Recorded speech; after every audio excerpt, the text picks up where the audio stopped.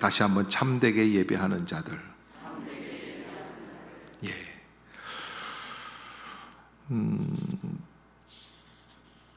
지난주에 우리가 함께 나누었을 때에 요한복음 3장에 나오는 니고데모라고 하는 사람, 바리새인이면서 사내들인 공의회 회원이고, 그리고 지적이고 또 많은 사람들에게 인정을 받고 명예가 있고 권력이 있고 돈이 있고 그런 분인데도 불구하고 예수님을 만났는데 가슴에 떨리는 감동이 있다 없다? 없었던 거예요. 사람이 거듭나야 한다고 하니까 내가 이 나이에 엄마의 뱃속에 다시 들어가야겠습니까? 예수님과 코드가 안 맞는 거예요. 여러분 생각해 보세요. 하나님이 보내신 하나님의 아들이세요. 그런데 하나님이 보내셨는데도 불구하고 자기 거를 갖고 있으니까 코드가 맞아요, 틀려요? 예수님 앞에서도 안 맞는 거예요. 오늘 요한복음 4장에 나오는 그 사마리아 지역은 소외된 지역, 사람들로부터 버림받은 지역, 인정받지 못하는 지역. 그런데 또 특히 수가성의 우물가에 나왔던 그 여인, 예수님을 만난 이 여인은 어떤 여인입니까? 그 사마리아 지역에서조차도 버림받은 여인. 남편이 5이나 있었는데도 불구하고 그 지역의 도덕, 윤리성을 문란하게 만들었던 그런 여인. 그래서 사람들이 많이 물들어 나오는 아침 저녁 시간에는 아예 얼굴도 우물가에 못 디미는 그런 여인, 버림받은 여인, 사람들에게 늘 입방아 찧어지는 그런 여인. 근데 그 여인이 오늘 예수님을 만나게 되고, 그리고 자기의 삶을 말씀해 주시는 예수님 앞에서 이 여인이 오늘 고백을 하게 됩니다. 그래서 거기까지 이제 남편을 불러와라 라는 예수님의 말씀이 있었어요. 사실은 이제 예수님께서 그 여인에게 무슨 말씀을 해주시려고 했냐면, 네가 나한테 물을 떠주려고 하는데 이 물을 마시는 자마다 다시 목마르려니와, 그렇게 얘기해요. 이 물을 마시는 자마다 다시 목마르려니와. 여러분 그렇지 않습니까? 우리가 물을 마십니다. 그 물을 마시면 영원히 목마르지 않습니까? 그렇지 않아요. 또 목이 마르고 물을 마시게끔 되어 있습니다.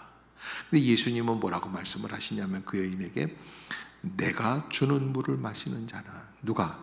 주님이 주시는 물을 영원히 목마르지 아니하리니 내가 주는 물은 그 속에서 영생하도록 솟아나는 샘물이 되리라. 이게 놀라운 말씀이에요. 그래서 이 물을 좀 달라고 하니까 예수님이 당장에 물 좀 달라고 하는 여인에게 뭐라고 말씀을 하세요? 가서 내 남편을 불러와라. 남편이 없습니다. 시침이 떼고 얘기하는데, 내가 남편이 없다는 말이 옳도다. 너에게 남편 5이 있었고 지금 있는 자도 내 남편이 아니니 내 말이 참되도다. 이런 상황을 뭐라고 그러냐면 아연실색한다고 그래요. 얼굴이 하얘지는 거예요. 왜? 지금 기껏 예수님 앞에서 포장해서 얘기했는데, 자기의 삶을 다 감추고 얘기했는데 예수님은 이미 뼛속까지 다 꿰뚫어 보고 계시는 거예요. 예수님과 이 여인의 만남은 우리에게 무엇을 주고 있을까요? 이 여인은 사람들에게 버림받은 여인, 아무도 사마리아 수가성에서 그 여인을 사람 취급하지 않는 여인이지만, 그러나 누구는 알고 계신다? 하나님은 그 여인에게 관심을 갖고 계세요. 왜냐하면 이 여인이 예수님을 찾은 게 아니라 모든 경로 과정을 볼 때 예수님이 여인을 찾으세요. 예수님이 왜 이 여인을 찾으시겠어요? 하나님이 섭리해 주신 만남이에요.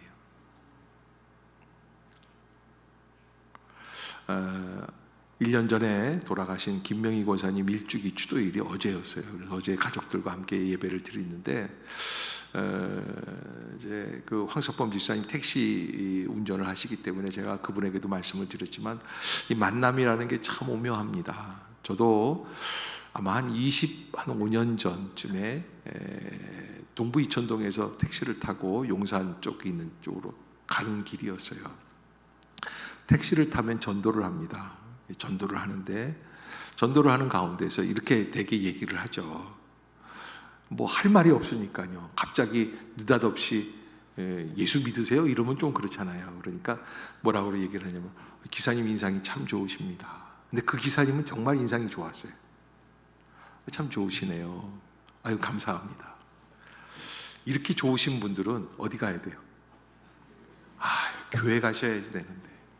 그분이 아시겠죠. 아이고 이것도 전도자구나, 걸렸구나, 뭐 이런 생각이 드실 거예요. 근데 그분 대답이 뜻밖이에요. 이렇게 얘기하는 거예요. 교회 나가시나 보죠? 목사님이세요? 그러더니 이렇게 얘기해요. 저는 하나님 안 믿어요. 하나님 살아계시면 우리 아내를 왜 그렇게 데려가셔야 돼요? 그러니까 제가 마음속으로 탁탁 이렇게 생각해 보니까 어떤 일이 있었던 것 같아요. 아마 아내가 돌아가셨구나, 사모님이. 얘기하는데 그런 얘기예요. 우리 집사람만큼 믿음 좋은 사람이 없다. 착하기도 그렇게 착해요. 그런데 갑자기 암에 걸려서 돌아가셨다는 거예요. 내가 살려달라고 기도도 했대요. 그런데 왜 내 기도는 안 들어주세요? 용산 그 역 뒤쪽에다가 차를 세워놓고 30분을 그분을 설득을 해요. 그렇게 될 줄은 아무도 몰라요. 저도 몰랐죠, 차를 타면서. 근데 참 이 뜻밖의 만남이고, 알고 봤더니 다음 달이 추도 예배 드리는 달이에요. 그러니까 1년 되신 거예요. 그런데 그분 얘기는 뭐라 그러냐면 이제는 절간에 가서 하고 싶대요. 이젠 추도 예배 목사들 데리고 추도 예배 목사 모시고 하는 건 난 싫다는 거예요. 그냥 그래서 그분을 달래기 시작을 하고 천국에 대해서 이야기하고, 믿음이라는 것은 하나님을 따라가는 것이고, 우리가 지금 잘 알지는 못하지만 천국이 있습니다. 천국은 눈에 보이는 천국이 아니라 바로 눈에 보이지 않는 영혼의 가장 귀한 안식처가 됩니다. 말씀을 드리고, 사모님은 아마 분명히 예수님의 품 안에 안기고 계실 것입니다. 지금 선생님이 위로해주고 그 아내를 좀 만져보고 함께 나누고 사랑을 나누고 싶고 고백하고 싶고 얘기하고 싶지만, 그러나 인간의 생각하고는 다릅니다. 그래서 제가 그런 얘기를 했어요. 믿음이라는 거는 우리가 그냥 이렇게 직선적으로 공간적으로 이렇게 보잖아요. 우리는 이렇게 보통 1차원, 2차원 이렇게 3차원적으로 보지 않습니까? 그런데 믿음이라는 거는요, 우리가 볼 수 없었던 부분에서 보는 거예요. 뭐냐면 드론 같은 거 있잖아요. 비행기 그 위에 올라가서 보는 거예요. 전체적으로 보는 거예요. 통합적으로 보는 거예요. 그건 뭐냐면 온전한 관점이에요. 나는 지금 당장 내일이 잘 돼야지만 그게 하나님 살아계신 거예요. 그러나 온전한 관점에서 보면 그렇지가 않아요. 어떨 땐 보면요, 그때 안 된 게 더 잘 된 것일 수도 있어요. 저도 시험 봤다가 1차에서 떨어졌어요. 그래서 신학대학 갔어요. 사실 신학대학 가려고는 했는데 1차 보고 싶더라고요. 그래서 봤어요. 좋은 대학을 봤어요. 내 속에서 주여, 그런 갈등이 떠오르는 거예요. 되게 해달라고 기도해야지 되는데 되면 어떡할 거예요? 신학대학 안 갈 거예요? 그게 갈등이 오더라고요. 보기 좋게 안 됐어요. 그래서 갔어요. 지금 생각하면 안 된 게 잘 된 거예요. 여러분, 우리가 우리 인간적인 눈으로 1차원적으로 생각하면 그러면 이 세상이 뒤죽박죽이 돼요. 여름에 막 뜨거워요. 내리쬐요. 그런데 어때요? 주여, 햇볕이 뜨거워요. 시원하게 해주세요. 가을에 가서 거둘 곡식이 있다 없다? 없어요. 시원하면 좋죠. 근데 시원하면 곡식이 연글지 않아요. 그러니까 지금 좋은 거하고 하나님의 눈으로 보았을 때 온전해지는 거하고는 좀 달라요. 그래서 그분을 여러 가지로 설득을 해서 예수님은 사랑하십니다. 제가 이 차에 탄 것만으로도 그렇습니다. 제가 선생님에 대해서 알지도 못하고 탔는데, 알지도 못하고 물어봤는데, 알지도 못한 상태에서 들었는데 오늘 우리 대화가 여기까지 왔다는 것은 이건 우연이 아니죠. 노사연이 한 얘기 뭐예요? 우리 만남은 우연이 아니라는 거예요. 그분이 얼른 대답을 하시더라고요. 그러네요. 참 이상한 게, 제가요 이렇게 택시 타고 기사님들한테 전도하다가 이렇게 보면요, 이상한 분들 많이 만나요. 세상에 다 평범하게 살고 있는 것 같은데 그 사이에서요 참 놀라운 거는요, 하나님의 부르심을 다 받고 있는데 깨닫지를 못해요. 그래서 전도자가 필요한 거겠죠. 어떤 분은요, 성수대교 끊어지기 전에 마지막으로 건넌 분도 만난 적이 있어요. 서울역에서 타고 왕십리까지, 무학교에 있을 때인데 가는데 말이죠, 밤이에요. 또 기사님 인상 참 좋으시네요. 교회 나가셔야 되는데요. 뭐라 그러냐면, 제가 어떤 사람인 줄 아세요? 어떤 분이세요? 제가요 성수대교 끊어지기 전 마지막으로 건넌 사람. 정말 마지막으로 건넜대요. 이상하게 버스가 다 쫓아오다가 안 오더래요. 그래서 성수대교 건너자마자 그 초소가 있었어요. 거기 앞에 차 세워놓고서 한참을 기다리는데 안 오더래요. 이상하네. 그리고 왔다는 거예요, 새벽에. 그랬더니 자기가 마지막이었다는 걸 깨달은 거예요. 그래서 그러면 누가 건져주신 거예요? 하나님이 보호해 주신 거죠. 그럼 교회 나가세요? 교회는 못 나가요. 대신 고모님이 목사님이래요. 의정부 쪽에서 목회하신대요. 그러니까 고모님이 저를 위해서 기도를 많이 해주세요. 제가 고모가 기도한다고 당신이 구원받냐? 당신이 나가야 된다. 그 사람이 깜짝 놀라서 내가 소리 질렀거든요. 내 이놈! 내 죄를 알렸다. 그분이 나가겠습니다. 앞에 그 사모님 먼저 가신 분도 이제 목사님 모시고 추도 예배 드리겠습니다. 만남이라는 건 참 오묘해요. 여러분, 우리가 이 만남 속에서 하나님의 은혜를 깨닫는 거예요. 니고데모는 그걸 못 깨달아요. 왜 못 깨달아요? 내가 가진 게 많이 있다고 생각을 하니까. 예수님 말씀하시는 거듭남에 대해서 born again 하라고 하니까 뭐라고 해요? 내 나이에 거듭나는 게 맞습니까? 내가 어떻게 거듭날 수 있습니까? 내가 엄마의 뱃속에 다시 들어갈 수 있습니까? 여러분, 이런 식으로 반응하다 보면은 예수 그리스도의 은혜 안으로 들어갈 수가 없어요. 이 여인은 오늘 그 예수님의 말씀 앞에서 완전히 무너져요. 그런데 이 여인이 하는 이야기가 19절에 보면, 여자여 이르되 주여 내가 보니 선지자로소이다 말씀을 드리고는요, 그리고 바로 나오는 얘기가 있는데 예배의 이야기예요. 참 뜻밖이에요. 왜냐하면 이 여인은 사실은 지금까지 어떤 여인으로 살았어요? 죽지 못해 사는 여인, 그리고 이렇게 바람나고 남자들 여러 거친 여자들을 예전에는 뭐라 그러냐면 환악년이라고 그랬어요. 환악년이라고. 이게 좀 아주 심한 욕이에요. 욕 중에 아주 최악의 욕이에요. 그런 여인으로 살았었어요. 그런데 이 여인의 입에서 나오는 주님을 만났을 때, 선지자를 만났을 때 제일 먼저 하는 얘기가 뭐예요?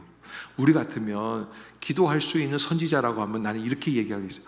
아무래도 제가 이번에 주식에 투자를 좀 했는데 기도해 주세요. 이래야지 될 거 아니에요. 근데 그런 얘기가 아니에요. 이 여인에게서 예배 이야기가 나오는데 뭐라고 그러냐면, 우리 조상들은 이 산에서 예배하였는데 당신들의 말은 예배할 곳이 예루살렘에 있다더이다. 사마리아 사람들은 예루살렘 사람들로부터 소외당합니다. 그래서 그리심산이라고 하는 산에서 따로 예배를 드렸습니다. 거기는 야곱이 예배를 드렸던 자리입니다. 여러분, 예루살렘 사람들, 유대인들, 유대는 남부 지역이고 사마리아는 중부 지역이고, 예수님이 가고 계시는 곳은 사마리아 갈릴리는 북부 지역, 남부, 중부, 북부 이렇게 나눌 수 있는데, 이 남부 지역의 유대인들 정통적으로 생각하는 이 예루살렘 시온산은 어떤 곳이냐? 예루살렘 성전 문 앞에 가면 지금도 이렇게 뭐라 그럴까요? 맨홀 뚜껑 같은 뚜껑에다가 이렇게 글씨가 쓰여져 있어요. 뭐라고 쓰여져 있냐면 이곳은 믿음의 조상 아브라함이 자기 아들 이삭을 하나님께 드린 곳이다. 여러분, 다윗이 성전을 세울 때 아무데나 세운 게 아니에요. 고르고 골라서. 믿음의 출발이라고 할 수 있는 아브라함이 믿음의 결단할 수 있는 자신이 드린 아들을 하나님 앞에 바쳤던 그 자리, 거기가 진정한 예배자의 자리다 생각해서 드린 자리예요. 지금 이 여인은 그 얘기를 하는 거예요. 우리 조상들은 그리심산에서 예배를 드리고 유대인들은 예루살렘에서 예배를 드려야 된다고 하는데 어디가 정통성이 있습니까? 라고 하는 것은 예배에 대한 궁금함을 얘기하는 거예요. 어떻게 예배를 해야 되겠습니까? 나는 어디 가서 예배를 드릴까요? 예수님 묻고 있는 겁니다. 근데 예수님께서 이렇게 말씀을 하세요. 여자여, 내 말을 믿으라. 아주 중요한 말씀을 하시는 거예요. 이 산에서도 말고 예루살렘에서도 말고. 우리는 어디를 중요하게 생각해요? 장소를 중요하게 생각해요. 여러분, 아이를 가르칩니다. 이 아이가 고2, 고1도 너무 늦어요. 중학교 3학년 때쯤 이런 얘기를 하는 거예요. 철든 얘기를 하는 거예요. 엄마, 나 이제부터 공부를 좀 해야 되겠어요. 나 학원도 좀 다니게 해주세요. 나 지금 열심히 공부하고 싶어요. 그런데 일산 이쪽에 있는 학원들은 다 별 볼 일이 없는 것 같아요. 어디로 가야 돼요? 첫 번째 가는 거예요. 목동이에요. 목동. 여기서 강남까지 한꺼번에 뛰지는 못해요. 목동을 가요. 목동. 근데 목동 가도 별 볼 일이 없는 것 같아요, 엄마. 그러면 우리나라의 학원의 성지가 어디예요? 예루살렘이 강남이에요. 압구정이에요. 밤이면 술집 네온사인도 있겠지만 학원가들로 가보셔야 한다니까요. 11시에 학원에서 쏟아져 나오는 아이들을 봐야 된다니까요. 대한민국이 왜 이렇게 든든하게 세워져 가느냐? 그분들 때문에 그래요. 우리는 그래서 이런 생각을 해요. 강남 학원에 가면 어떻게 된다? 네, 우리 아이는 어느 대학 가요? 그렇게 마음속에 위로를 받을 때가 있어요. 근데 예수님은 예배는 장소가 중요한 게 아니라는 말씀이에요. 사실 장소가 중요해요. 집에서 기도하는 거하고 교회에 나와서 기도하는 거하고 같지는 않아요. 그런데 집에서 예배 드리면 예배가 아니고 교회에 나와서 예배 드리면 그게 진짜 예배라고 말을 할 수는 없어요. 그런 얘기예요. 정말 중요한 거는 집이냐 교회냐 이런 걸 떠나서 뭐라고 말씀을 하시냐면 23절에 예수님이 하신 말씀이에요. 시작. 아버지께 참되게 예배하는 자들은 영과 진리로 예배할 때가 오나니 곧 이때라. 아버지께서는 자기에게 이렇게 예배하는 자들을 찾으시느니라. 아멘. 어떻게 예배를 드려요? 예배는 장소가 중요하다고 생각했는데 어느 성전에서 드리느냐가 중요하다고 생각했는데, 여러분, 저는 서울 영락교회에서 있었을 때가 있는데 영락교회에서 이렇게 근무하다가 보면은 영락교회는요 한 번에 한 5,000명 이상이 예배를 드립니다. 1부부터 5부까지 있었어요. 그러니까 한 번에 5,000명, 어떨 땐 7,000명까지도 가요. 그러니까 한 번에 5,000명이 예배를 드리려면 본당 안에 한 3,000명, 3,500명밖에 못 들어가요. 그러니까 부속실들이 많이 있어요. 그러면 일부 예배가 끝나면요 저쪽에서 예배가 끝났는데 막 달려오는 사람들이 있어요. 왜 그래요? 2부 예배에 어디로 들어가려고? 왜 본당에서 들어가려고 예배 드리려고 그래요? 직접 보니까. 부속실은 뭘 보는 거예요? 화면을 보고 있어요. 우리 교회는 얼마나 좋아요. 본당 안에서 화면도 보고 실제로도 보고. 지금 우리 교회 좋은 걸 모른다니까요. 예. 그런데 여러분, 오늘은 본당 예배 드려야지 돼요. 그러면 정말 본당 안에 들어가면 신령합니까? 여러분, 우리가 가만히 생각해 봐야 돼요. 나오고 싶어도 나오지 못하는 사람들이 있죠. 목사님의 얼굴을 한번 보고 성도들의 얼굴을 보면서 예배를 드리고 싶어도 나오지 못하는 분들한테 온라인 예배는 무한한 위로입니다. 그렇지 않습니까? 그 예배를 드리며 눈물을 흘리며 하나님 앞에 한없이 고백할 때 그 예배가 죽은 예배입니까? 살아있는 예배입니까? 저는 살아있는 예배라고 생각해요. 어떤 분, 누구랑 내가 통화를 했는지 모르겠어요. 한 2년 전인가 코로나 막 그랬을 때 여름이었는데, 아이 좀 오셔야죠 전화 거는데, 목사님 마침 저희 캠핑 가고 있어요. 예배도 안 드리고 예배가 이제 되는데 그때 잠깐 이제 예배가 허용될 때가 있잖아요. 100명, 120명 뭐 이렇게. 아유, 유튜브가 너무 좋아요, 목사님. 살아있는 예배입니까? 죽어있는 예배입니까?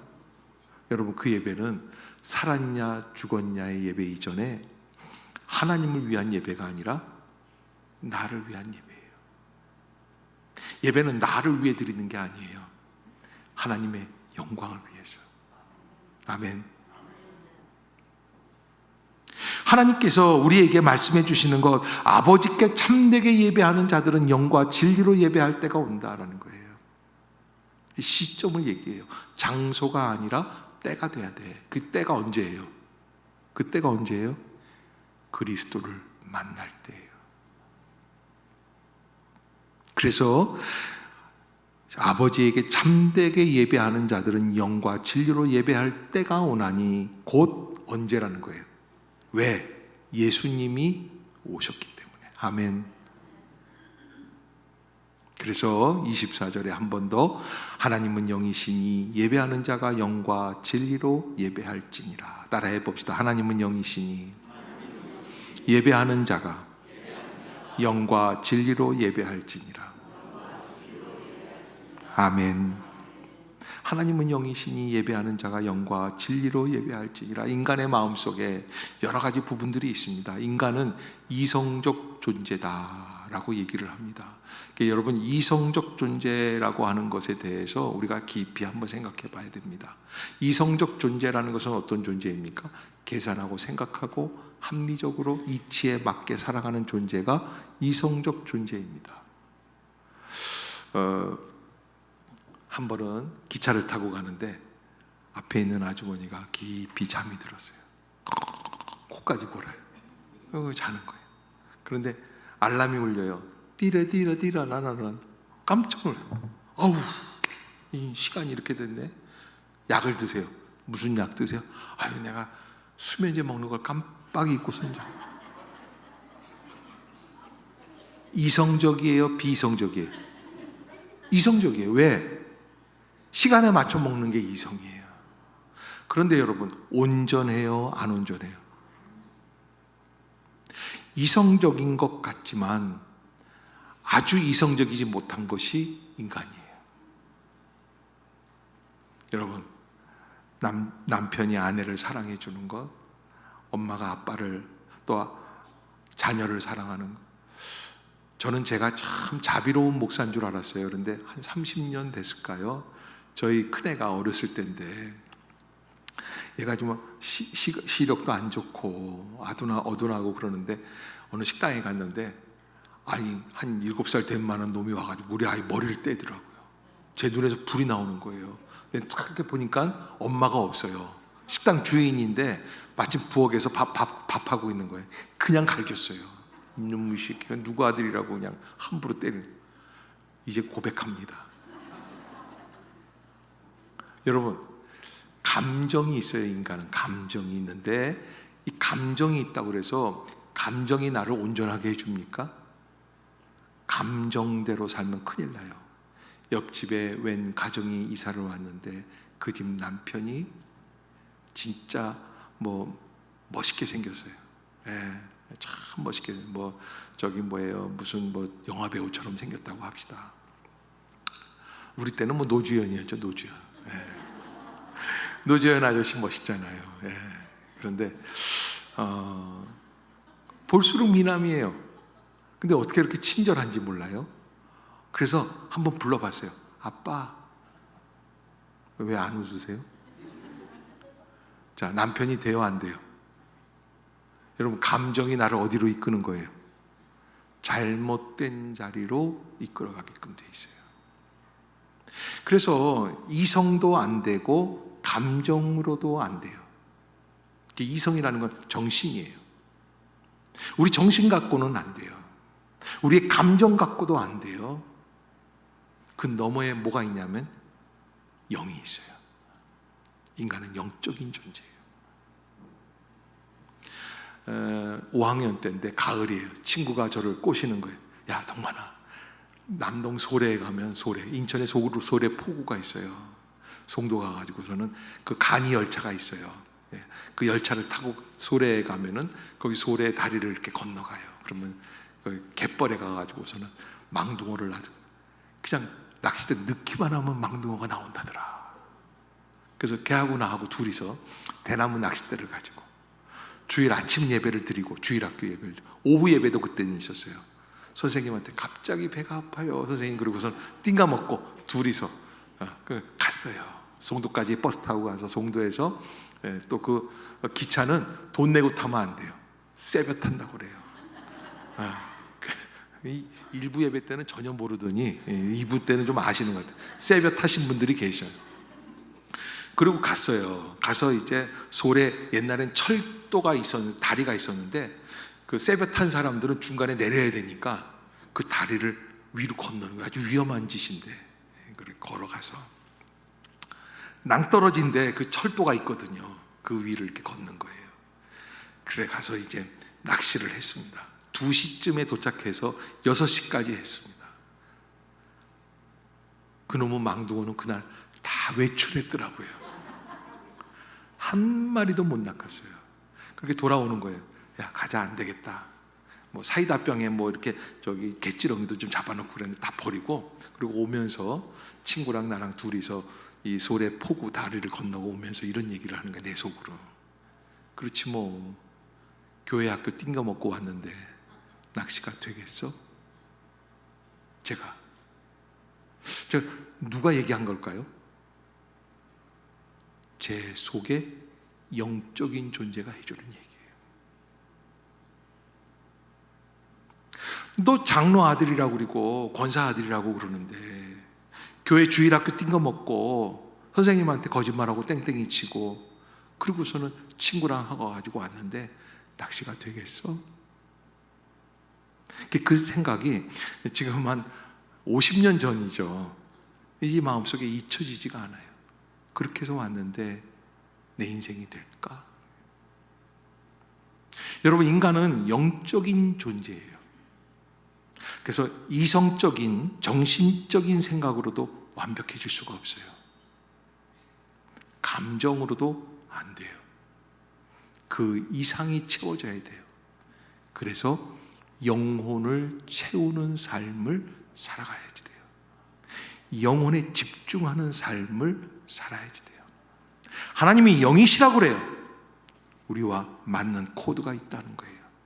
그러기에 이 자리에 나오면 예배는 어떻게 드려야 됩니까? 하나님과 내가 코드가 맞게끔. 누가 맞춰야지 돼요? 하나님 맞춰야지 돼요? 물론 하나님은 맞춰주셨어요. 이미 2000년 전에. 우리가 그 예수 그리스도의 십자가의 은혜의 자리에 맞춰야 할 줄로 믿습니다. 어떤 게 맞추는 거예요? 나의 삶을 다 내려놓는 거예요. 니고데모는 예수님을 판단하고 정죄하고 들이받을 생각만 하는 거예요. 왜? 자기가 지식이 있으니까. 그런데 이 사마리아 여인은 사람들에게 버림받은 여인이에요. 또 그런 인생을 살았어요. 망가진 인생이에요. 그래서 그 예수님 앞에서 제가 어찌하면 좋겠습니까? 나 어떻게? What shall I do? 그러는 거예요. 그래서 예수님이 하신 말씀이에요. 하나님은 영이시다. 예배하는 자가 영과 진리로 예배해라. 너의 속사람, 영혼의 사람이 정말로 인정할 수 있는, 그래서 완전히 하나님께 쏟아낼 수 있는 그게 영적인 예배인 줄로 믿습니다. 그런 예배를 드리자는 거예요. 오늘 성가대 어땠어? 오늘 목사님 설교 어땠어? 오늘 김 집사 왔어? 내 인간적인 판단에서 드리는 예배가 아니라 내가 완전히 하나님 앞에서 내 것을 내려놓고 그리고 주님의 은혜로 살아가기를 다짐하는 그런 온유하고 부드러운 마음으로 하나님 앞에 예배하는 예배자가 되자라는 거예요. 아멘. 진리로 예배한다는 건 뭐예요? 진리로 예배한다는 건 하나님의 말씀의 원칙에 맞추어서 예배한다는 거예요. 한 50여 년 전, 60년 전 이 땅에는 두 가지 이단들의 바람이 있었습니다. 하나는 저 신앙촌의 박태선 장로라고 남대문 교회 안수 집사였어요. 문선명도 마찬가지고 통일교. 이 사람들이 이단 바람을 일으켰습니다. 지금 신천지 바람이 일으키듯이. 이 신천지하고는 비교도 할 게 아닌 게 박태선 장로는 특별히 천불교라는 걸 만들었는데 정말 능력이 있었대요. 그래서 한강 모래사장 밭에서 집회를 인도하는데 사람들이 수천 명, 수만 명씩 모이기 시작을 해요. 그리고는 하나님 앞에서 기적을 보여주는데 죽은 자가 살아나는 것 같은 그런 기적들이 수없이 많이 일어났고, 그래서 그 일에 감동받은 성도들이 드린 예물이 가마니로 100가마니씩 나왔다는 거예요. 그런데 그때 드렸던 예배가 진리의 예배일까? 아니요. 박태선이라는 인간 자기의 만족을 위한 예배예요. 예수님이 받으시는 예배가 아니라 박태선을 추앙하기 위해 드리는 예배예요. 그러니까 여러분, 이 예배라는 것은 인간이 신적인 존재에 들어가는 것은 결코 있을 수 없는 일이죠. 예배의 진정한 목적은 누구입니까? 예수 그리스도, 여호와 하나님, 오직 주님만을 위해서. 그 반대는 누가 되는 거예요? 내 만족이에요. 여러분 조심해야지 돼요. 그래서 우리가 영적인 존재로 드립니다. 정성을 다해서 드립니다. 나의 신령한 마음을 다 쏟아서 드립니다. 그러나 반대로 뭐가 있습니까? 하나님의 말씀에 맞춰야지 돼요. 진리의 원칙에 맞춰야지 돼요. 그래서 통일교 문선명은 그렇게 원칙을 뜯어 고치기 위해서 새로 믿는 사람들에게 원리강론이라고 하는 통일교 원칙을 새롭게 만들어서 교육을 시켰어요. 여러분, 우리가 하나님 앞에서 예배를 드린다고 다 예배가 아니라는 거예요. 예수님은 두 가지를 말씀해 주시는 거예요. 정말 너의 속사람, 영적인 존재도 인정할 만한 예배인가? 정말로 하나님을 사랑하는 마음으로 드린 예배인가? 또 하나는 말씀의 원칙에 맞게 드리는 예배인가?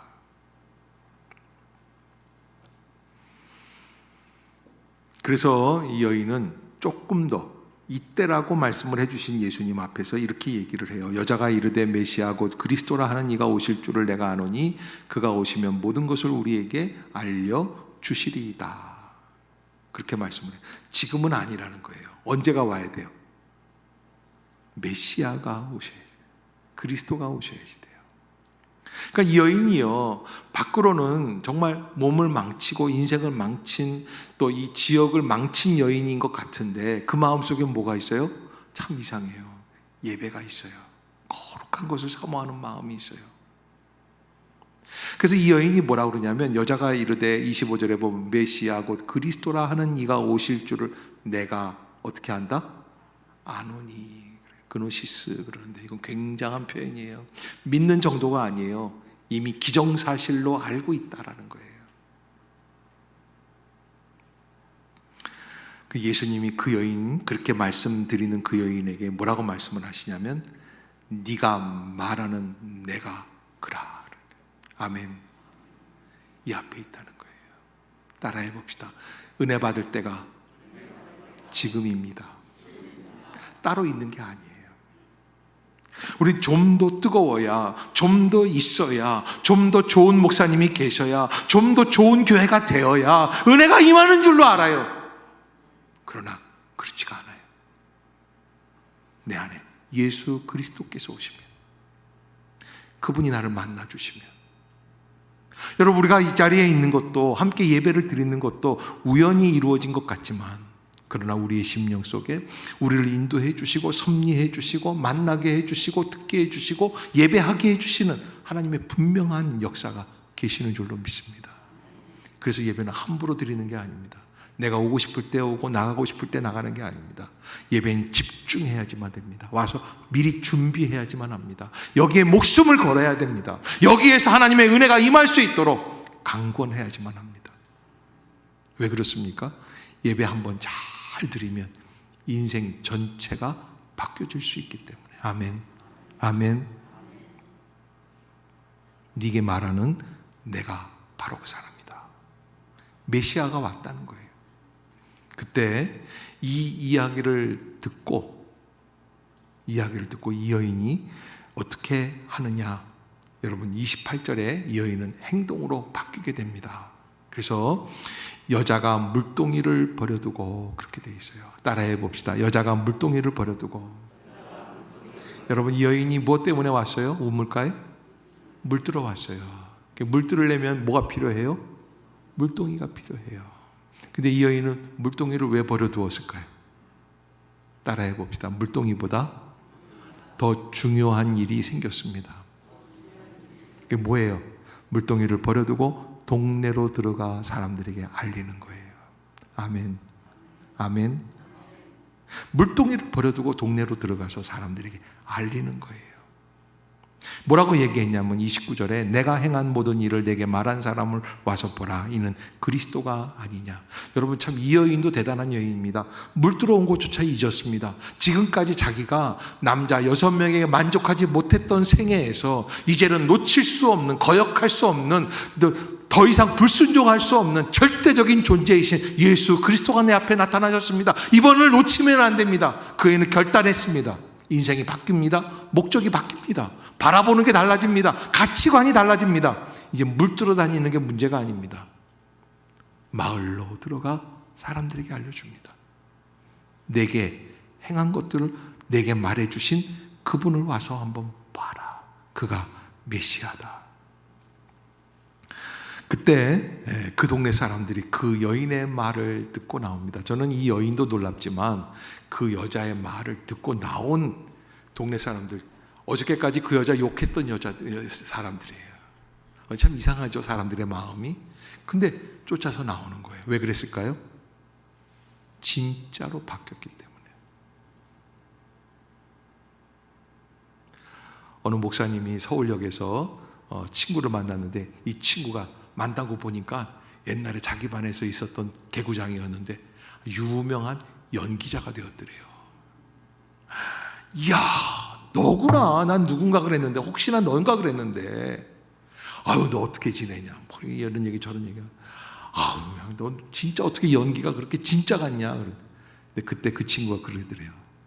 참 이상하지, 우리는 거짓을 연기하는데 진짜처럼 하고, 목사인 너희들은 진짜를 얘기하는데 안 믿는 것처럼 말한다. 여러분, 우리는 진짜를 믿고 있어요. 진리 안에 거하고 있습니다. 그런데 그 삶이 진정한 진리의 삶을 예수 만난 사람으로 살아가고 있는가라는 거예요. 가치관이 바뀌어요. 목적이 바뀌어요. 방향이 바뀌어요.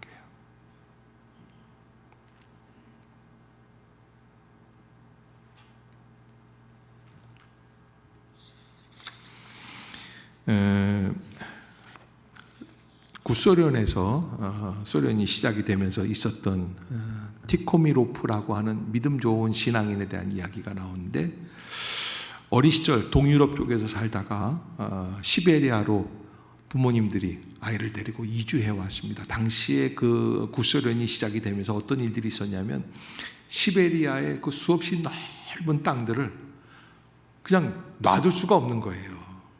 그래서 어떻게 했냐면, 그저 누구든지 시베리아로 이민 가서 살면 땅을 한 10만 평씩 주는 거예요.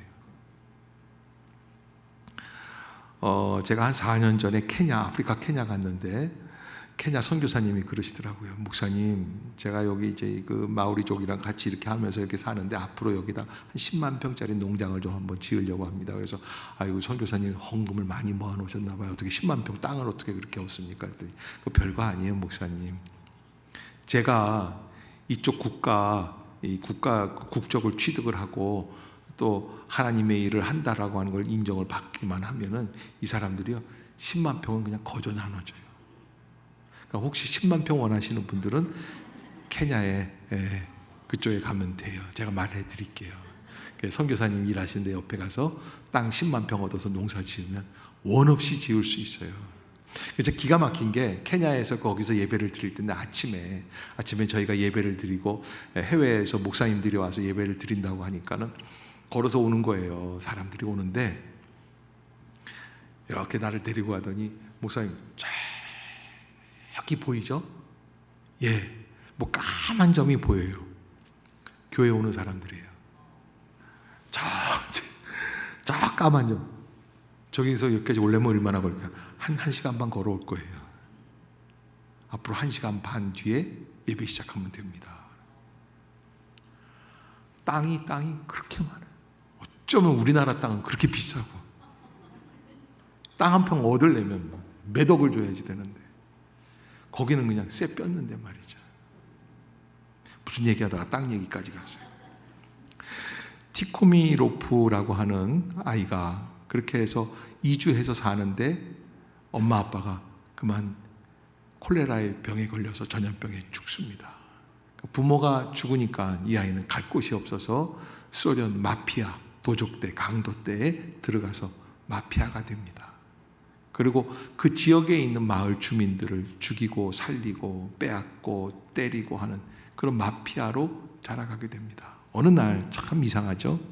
이렇게 시작이 돼요. 한 사람을 2사람을 죽였는데 소유물을 가져가려고 이렇게 보다 보니까 책이 2권이 나와요. 뭐 다른 것들도 있겠죠. 뭐 시계도 있고 반지도 있고 다 뺐는데 책이 2권이 나오는데 하나 보니까 신약 성경이에요. 이거 뭐야? 그러더니 그냥 넣었어요. 자루에다가. 넣고선 가가지고서는 친구들이랑 다 나눠 갖고 그리고선 책을 하나 이건 내가 한번 읽어볼게 그러고 봤는데 마침 로마서 3장 10절에서 18절 기록된 바 의인은 없나니 하나도 없으며 그렇지 의인은 없다니까 나쁜 놈들이야. 깨닫는 자도 없고 하나님을 찾는 자도 없고 그러면서 다 치우쳐 함께 무익하게 되고 선을 행하는 자는 없나니 하나도 없도다. 그러면서 그들의 목구멍은 열린 무덤이요 그 혀로는 속임을 일삼으며 그 입술에는 독사의 독이 있고 그 입에는 저주와 악독이 가득하고 그 발은 피 흘리는 데 빠른지라. 여기에서 이 티코미로프라는 청년 아이가 내 얘기라는 생각을 들어요. 이거 내 얘기인데 왜? 그 발은 어디에 빨라요? 사람 죽이고 피 흘리는 데 빨라요. 그런 사람은 어떻게 되지?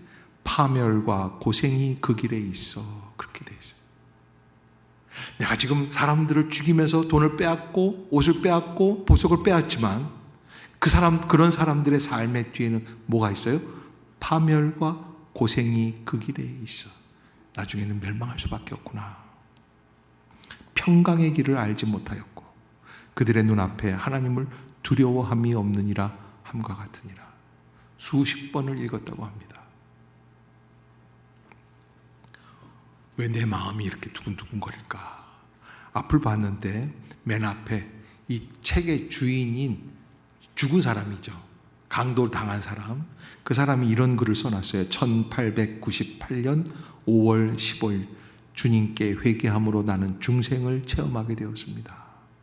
그날 주님은 내 죄를 용서하시고 그의 거룩한 보혈로 나를 씻어주셨다. 이 글이 그의 마음에 박혀서 수백 번을 보게 돼요. 1898년 5월 15일 주님께 회개함으로 중생을 체험하다. 그날 주님은 내 죄를 용서하시고 그의 거룩한 보혈로 나를 씻어주셨다. 그의 거룩한 보혈로 나를 씻어주셨다. 그의 거룩한 보혈로 나를 씻어주셨다. 누가복음에 나오는 십자가의 2 강도 이야기는 그에게는 아주 본질적으로 마음에 와닿게 합니다. 그렇게 사람들을 죽이던 강도가 죽기 5분 전에 회개합니다. 주여 당신의 나라에 이를 때 나를 기억하셔서 오늘 네가 나와 함께 낙원에 있으리라. 그런 죄악된 생활을 청산하기로 결심하고 일이 이렇게 벌어지니까 다른 강도질을 하던 7명도 그와 함께 자수하기로 동의합니다. 죄를 묻어두는 게 아니라 자기들이 지은 죄를 경찰서에 가서 얘기하고 자수하기로 한 거예요. 그 후 이 도적대들은 10년간의 중노동형을 받게 됩니다. 그래서 시베리아로 바이칼 호수 건너편에 있는 땅으로 가서 보냄을 받습니다. 근데 2, 3년 지나니까 국가 경축일이라고 자수한 것을 이해해서 참작해서 그래서 사면을 받게 됩니다.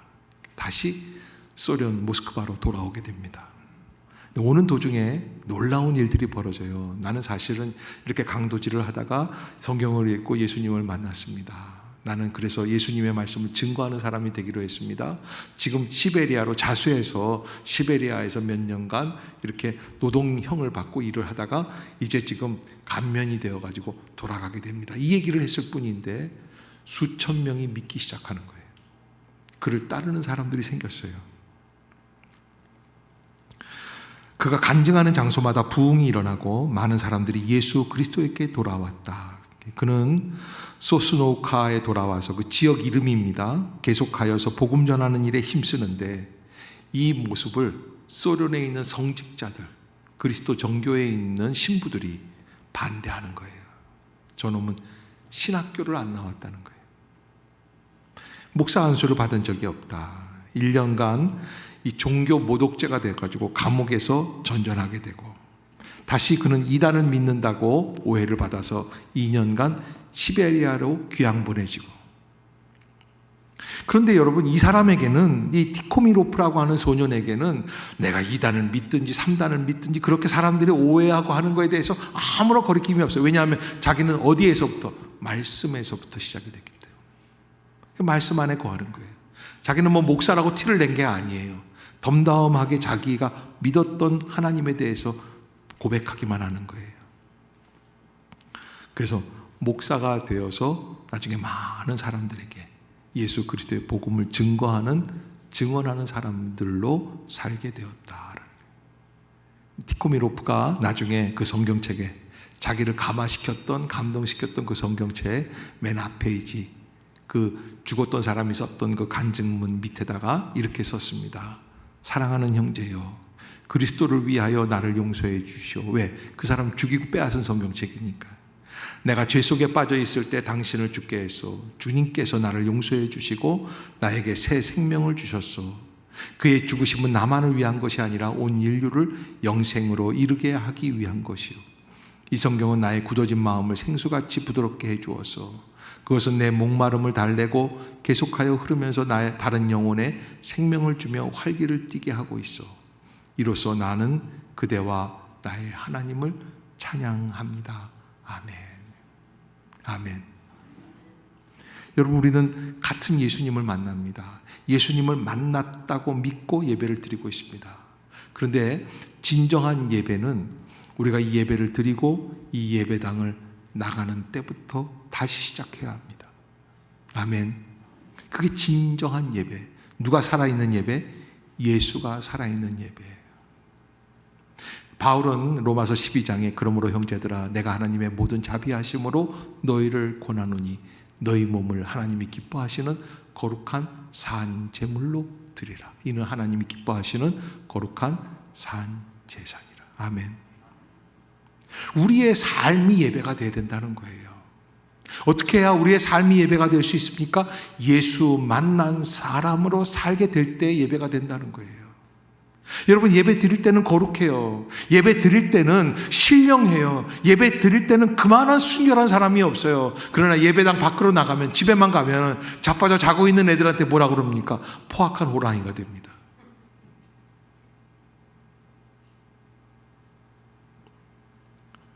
자기 마음을 몰라주고 미운 남편에게 소리를 지릅니다. 제발 예배드리고 집에 가서 소리 지르지 마세요. 그래서 여러분 우리가 이 예배를 드렸지만 예배 이후에 진짜 예배가 시작이 될 수 있도록 아멘. 여러분 그렇게 그러한 삶을 살아낼 수 있기를 주의 이름으로 축복합니다. 여러분의 삶에 주님을 만나는 흔적이 여러분의 언어, 여러분의 태도, 여러분들의 생각, 여러분들의 감정을 지배할 수 있기를 주의 이름으로 축원합니다. 기도하겠습니다. 사랑의 하나님, 은혜를 감사합니다. 예수 만난 사람들로 살게 하여 주시옵소서. 예수를 만났기에 자기가 물 기르러 왔을 때 물동이를 버려두고 동네로 들어가 사람들에게 고백했던 사마리아 여인과 같이 우리의 심령에 진정한 은혜와 회복이 임하게 하여 주시옵소서. 하나님, 영과 진리로 예배할 수 있는 우리의 심령이 되게 하여 주옵소서. 예수님의 이름으로 기도드리옵나이다. 아멘.